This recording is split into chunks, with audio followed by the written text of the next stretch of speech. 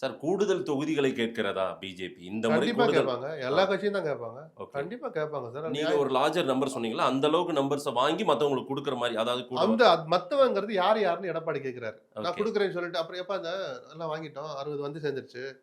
அந்த ஏசிஎஸ் வருவாரு. அவருக்கு ஒரு 2, அப்புறம் வாசன் வருவாரு. அவருக்கு ஒரு 6 இப்படின்னு சீட்டு தனி லிஸ்ட் எடப்பாடிட்ட குடுத்து விட்டா, அவர் எங்க இருந்து குடுப்பாரு? அதனால தான் எடப்பாடி கேட்டதா கேள்விப்பட்டேன். நீங்க யாருக்கு நீங்க குடுக்க போறீங்க? ம். இப்ப தினகரனுக்கு நாங்க பேசி வாங்கி தரோம்ன்னு சொன்னாங்க. இப்ப அன்புமணிக்கு இவர் குடுக்க போறார்ல. ஆமா. பொது கணக்கு. அதிமுக கணக்குல அன்புமணிக்குன்னு இவர் தான் பேசி முடிச்சார் எடப்பாடி. அதுல பிஜேபிக்கு இந்த ரோல் கிடையாது.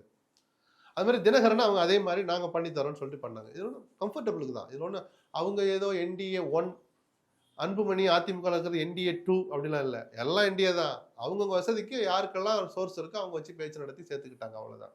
யாரு வேணாலும் பேச்சு நடத்தட்டும். என்டிஏன்னு தான் வந்து உட்காருவாங்க மேடையில. சரியா?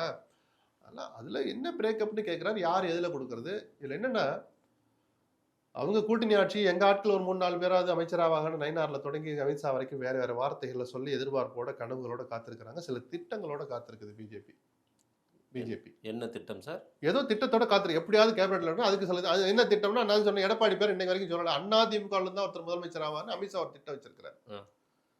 எந்த சூழ்நிலையும் அதுக்கு இடம் கொடுக்கூடாதுன்னு தனித்த ஆட்சி தான் எடப்பாடின்னு சொல்லியிருக்கிறார். 2ஆம் கட்டத்தில் தொடர்ந்து சொல்றாங்க. அப்ப தனித்த ஆட்சினா சேஃபா ஒரு 160 தொகுதியாவது நின்னாதான் 118வது ஜெயிக்க முடியும் நம்பிக்கையோட அப்படின்றதுக்கு குறைஞ்சது 160 இடங்கள் நிக்கணும். குறைஞ்சது நான் சொல்றேன். 170 சேஃப். ஸோ அந்த எண்ணிக்கை குறைஞ்சிடக்கூடாதுன்னு எடப்பாடி கவனமா இருப்பார்ல. இருக்கணும்ல. செல்மிசம் செய்ய காத்திருக்கிற பிஜேபி கிட்ட எடப்பாடி 2 மடங்கு உஷாரா இருக்கணும். அந்த உஷார் குறையலன்னு தான் நான் கேள்விப்பட்டேன்.